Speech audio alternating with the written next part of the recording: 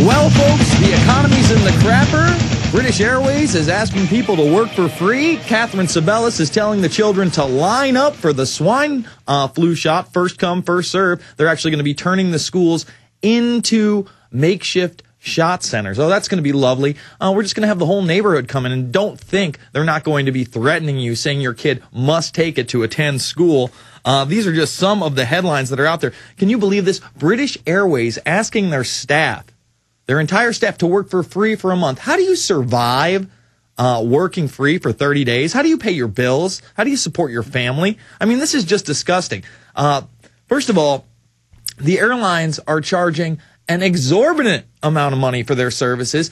You have to pay $25 now to bring a bag onto the plane. That's both ways. It's either that's one bag. You know, that's a $50 add-on. They said it was because of the gas. Oh, the gas prices. We need to do this for the gas. Well, the gas went down, and those fees never stop. Now British Airways asked staff to work for free. British Airways has asked its 40,000-person staff to work without pay for up to a month. Up to a month. Again, folks, there's only 12 months in a year. Can you imagine? This is almost, I mean, this is like almost a tenth of somebody's salary. Gone. Cut off. How are they supposed to survive?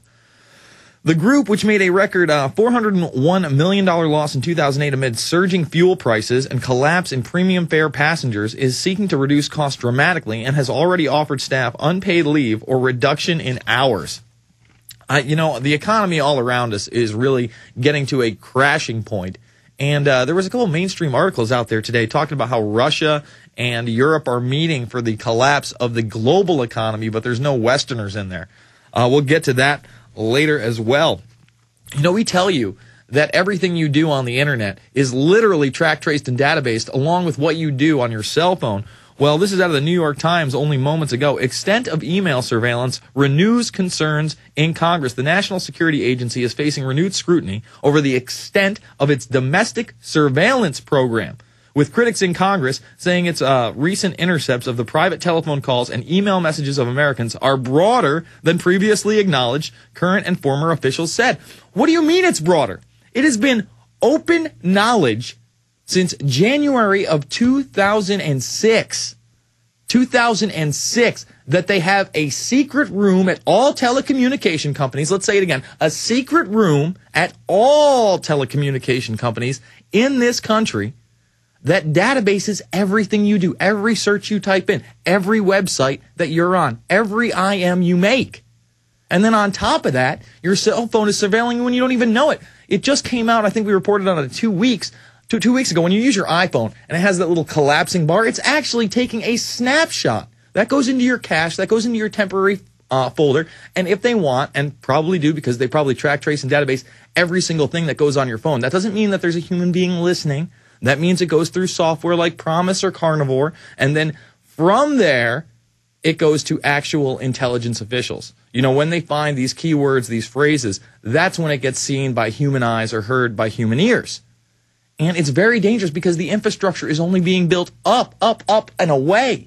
That's why they're training the Boy Scouts to go after domestic terrorists, 14 to 17-year-olds. And what are they doing? They're carrying mock shotguns and mock rifles. And by the way, we're going to get into some new military technology that is just crazy. Where do you see this gun? It's basically curving bullets going through like something out of an Arnold Schwarzenegger movie. Where is it? I have so many stories in front of me, but it's just unbelievable. And you'll see those on the streets probably in 10 to 15 years with nice police officers in black uniforms. I mean, they're already so scared that we're going to go over multiple stories of them killing dogs, tasering a chihuahua, and then gunning it down. You got to be a real tough guy to see that chihuahua, you know, that 3-pound animal, as a physical threat. And after you tase the dog, it's just not enough. You got to put 2 in its head. It's unbelievable, but it's true. I mean, truth is stranger than fiction, folks. We're going to be back after this. We're going to take your calls this hour. Richard Gage coming up in the second hour, and then your calls in the third hour, 866-582-9933. Let's talk about this technopoly that is being just thrown in our faces at this point. It's the Infowarrior.